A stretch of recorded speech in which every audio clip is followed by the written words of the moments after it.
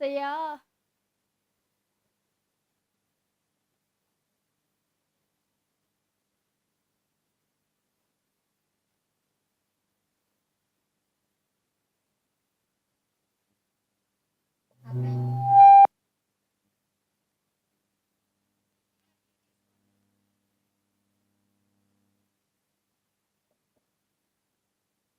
అక్కడ పెట్టు.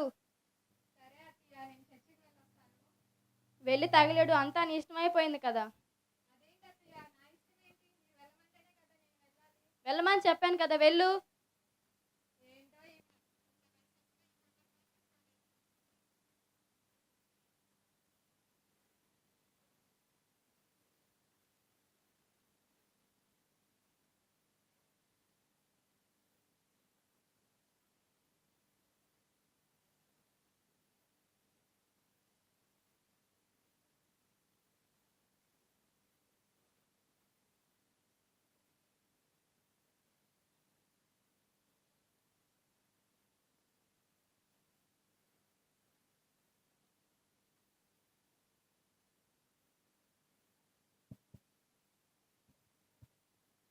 హల్లెలూయా.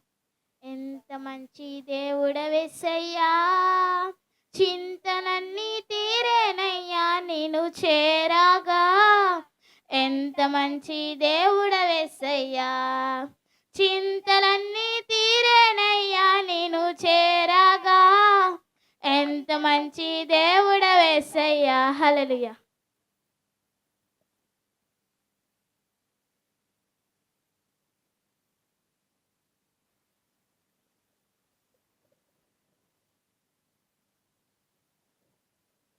దేవుని నామమునకు స్తోత్రములు.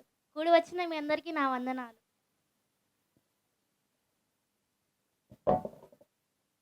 ఈ రోజుటి దేవుని వాక్యాన్ని మనం చూసుకున్నట్లయితే నిర్గమాకాండము 20వ అధ్యాయము 12వ వచనము చూసుకున్నట్లయితే, నీ దేవుడైన యెహోవా నీకు అనుగ్రహించు దేశములో నీవు దీర్ఘాయుష్మంతుడు అగినట్లు నీ తల్లిని తండ్రిని సన్మానింపుము అని రాయబడి ఉన్నది. నేటి కాలంలో చూసుకున్నట్లయితే తల్లిదండ్రులను చూసుకోవడానికి కూడా ఇష్టపడడం లేదు పిల్లలు. అటువంటి వారు అత్తమామలు ఏం బాగా చూసుకుంటారండి. కాబట్టి ప్రియ సహోదరిని సహోదరులారా, మీ అత్తమామలను మీ కన్న తల్లిదండ్రులని ఎలా అయితే చూసుకుంటారో మీ అత్తమామల దగ్గర కూడా సమయాన్ని వెచ్చించి వారిని కూడా అలానే చూసుకోండి. వారితో ఆప్యాయంగా ఉండండి. వారితో ప్రేమగా మెలగండి. మీ అందరికీ నా వందనాలు.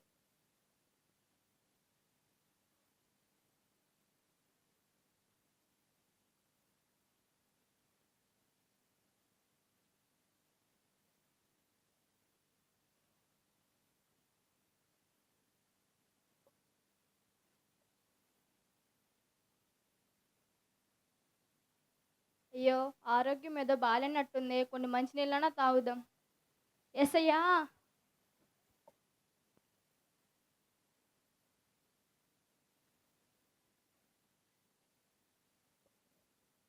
అత్తయ్య, ఏమైంది అత్తయ్య? ఎందుకిలా పడిపోయారు? లేవండి అత్తయ్య.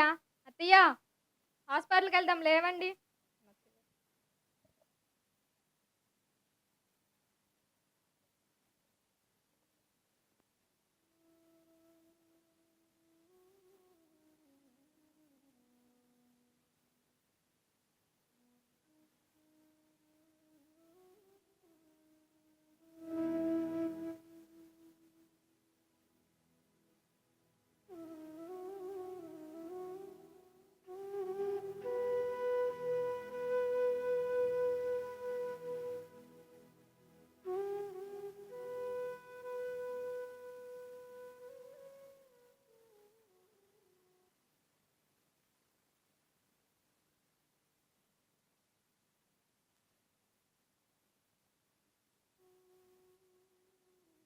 డాక్టర్ గారు, ఏమైందమ్మా? ఏమైంది? నేను చర్చికి వెళ్ళి వచ్చేసరికి పడిపోయింది డాక్టర్ గారు. నోట్లో నుంచి రక్తం వచ్చేస్తుంది. నాకు చాలా భయంగా ఉంది డాక్టర్ గారు. నర్స్ ఆవిడకి బ్లడ్ క్లీన్ చేయండి అమ్మా. సిస్టర్ మీరు వెళ్ళి ఆమె రిపోర్ట్స్ తీసుకురండి. అలాగే డాక్టర్ గారు.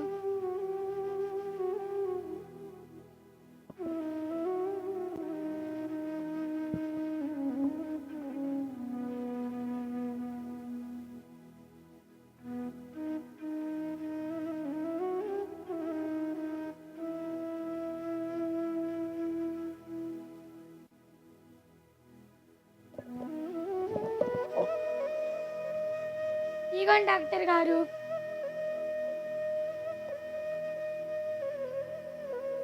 మీకు ఎలా చెప్పాలో అర్థం కావట్లేదమ్మా. ఆవిడకి బ్లడ్ క్యాన్సర్ ఉందమ్మా. అవునమ్మా, 2 రోజుల్లో ఆపరేషన్ చేయకపోతే ఆమె చనిపోవచ్చు కూడా. ఆపరేషన్కి 5 లక్షలు ఖర్చు అవుతుంది. మీరు త్వరగా డబ్బులు కట్టేస్తే మేము ట్రీట్మెంట్ స్టార్ట్ చేస్తాం. అంతవరకు టాబ్లెట్ రాసి ఇస్తాను, ఆ మెడిసిన్స్ వాడండి అమ్మా.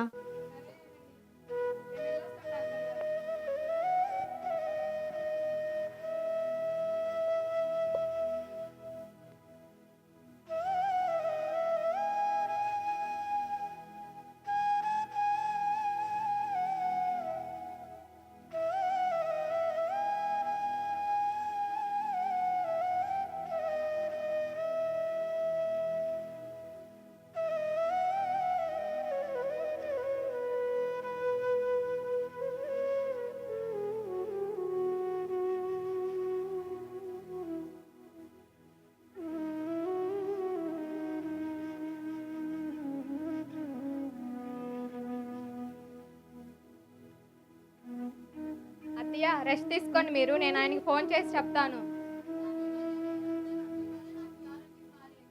అదేంటి అత్తయ్య అలా అంటారు? నేను ఎప్పుడు మీరు మంచిగా ఉండాలనే కదా కోరుకుంటాను. హలో, ఏమండి, మీరు అర్జెంటుగా బయలుదేరి రావాలి.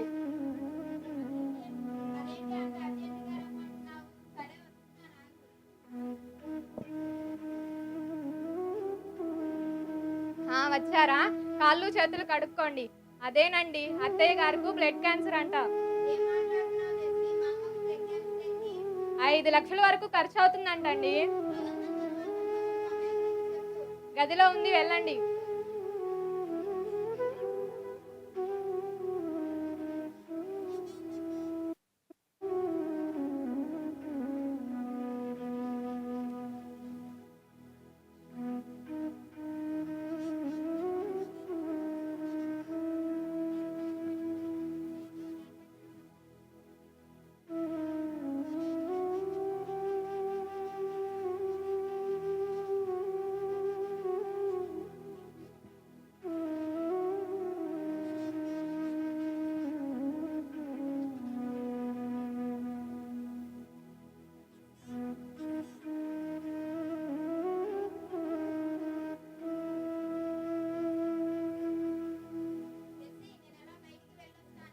అలా బయటకంటే ఎక్కడికండి? ఇప్పుడే కదా వచ్చింది.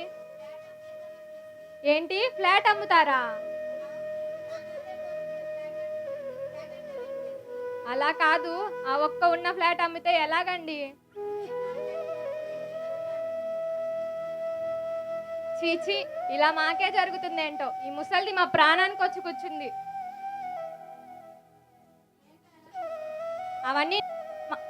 అవన్నీ నీకు అవసరమా? నోరు మూసుకొని కూర్చో. లేదంటే నీకు 5 లక్షలు పెట్టి చూపిస్తే బ్రతికి ఎవరిని ఉద్ధరిద్దామని? మహా అయితే 4 లేదా 5 సంవత్సరాలు బ్రతుకుతావు. మేము 100 సంవత్సరాలు బ్రతకాలి. ఈ అద్దె కొంపలో ఇప్పటికే ఆయనక్కడ నేనిక్కడ ఉంటున్నాము. పిల్ల లేదు, పీచు లేదు. పిల్లల మీద కనీసం ఆలోచన కూడా లేదు. ఎందుకుంటారో ఇలాంటి తల్లిదండ్రులు. ఎన్ని అనాథాశ్రమాలు లేవు, అందులో ఎందరు లేరు. ఎక్కడికైనా వెళ్ళు లేదా చావు, మమ్మల్ని మాత్రం చంపకు తల్లి.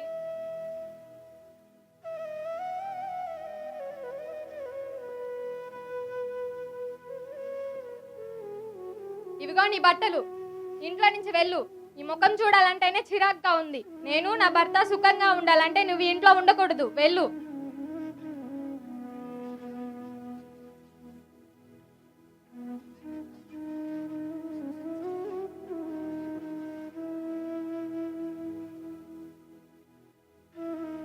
అమ్మా అమ్మా, జెస్సీ జెస్సీ జెస్సీ, మా అమ్మ ఎక్కడుంది?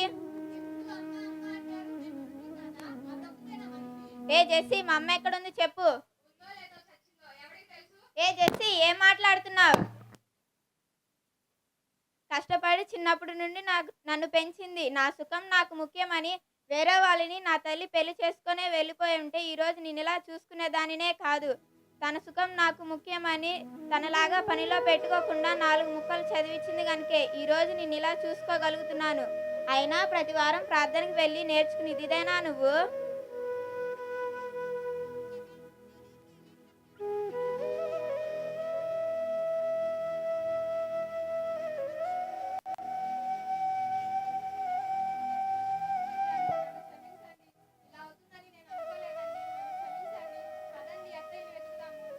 సరే పద చేసి అమ్మని వెతుకుదాము.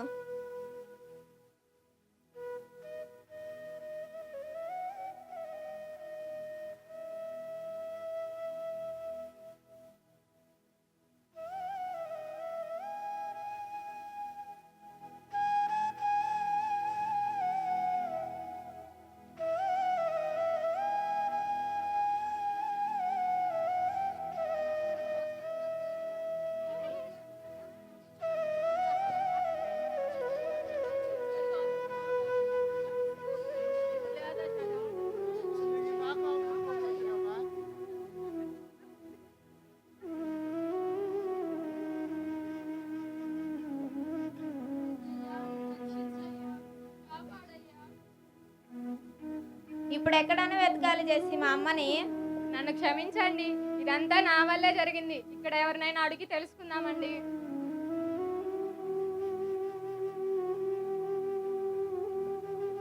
ఓ నాయనమ్మ, మా అమ్మనేమన్నా చూసావా? ఏమండి మీరు చూసారా?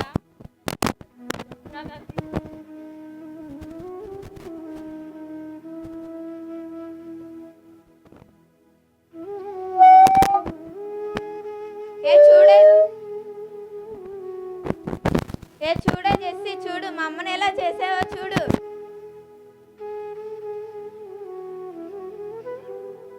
ఆంటీ, మా అమ్మని ఏమన్నా చూసావా నువ్వు?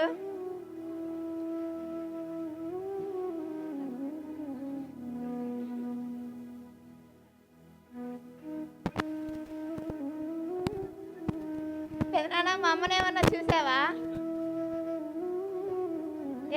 చూడు జెస్సీ, మా అమ్మని ఎలా చేసావో చూడు. అమ్మా, నన్ను క్షమించు అమ్మా. ఏ కొడుకు తన తల్లిని ఏ స్థితిలో చూడకూడదు అనుకుంటాడు, ఆ స్థితిలో నేను చూశానమ్మా. నన్ను క్షమించమ్మా, మన్నించమ్మా.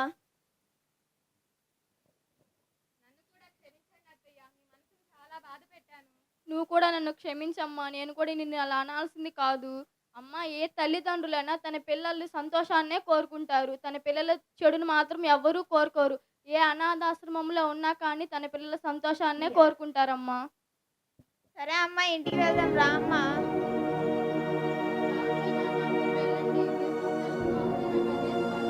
ఇంటికి వెళ్దాం రా తండ్రి అత్తయ్య గారు. ఇంకా మిమ్మల్ని ఎప్పుడు బాధ పెట్టను.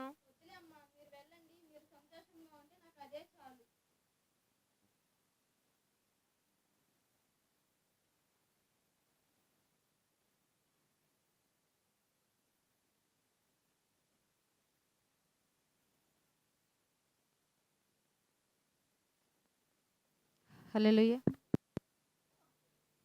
హల్లెలూయా. చూశారు కదమ్మా, భర్త చనిపోయినా కూడా ఆ బిడ్డను ఎంతో కష్టపడి చదివించింది, ప్రయోజకుని చేసింది. కానీ కోడలు వచ్చిన తర్వాత ఏమైందంటే అత్త ఎక్కువైపోయి భర్త లేనప్పుడు అత్తని ఎంతగానో ఇబ్బందికరంగా మాట్లాడి మనసు నొచ్చుకునేటట్టు చేసింది. అన్నీ మంచిగా ఉన్నప్పుడు మనం చూడటం కాదు, కానీ ఆరోగ్యపరంగా వారు క్షీణించినప్పుడు మనం చూపే ప్రేమ వారికి ఎంతో ఆదరణగా ఉంటుంది. కాబట్టి ఈ స్కిట్ ద్వారా బిడ్డలు మనకు మంచి మెసేజ్ ప్రదర్శించారని నమ్ముచున్నాను. గట్టిగా క్లబ్స్ కొట్టాలి.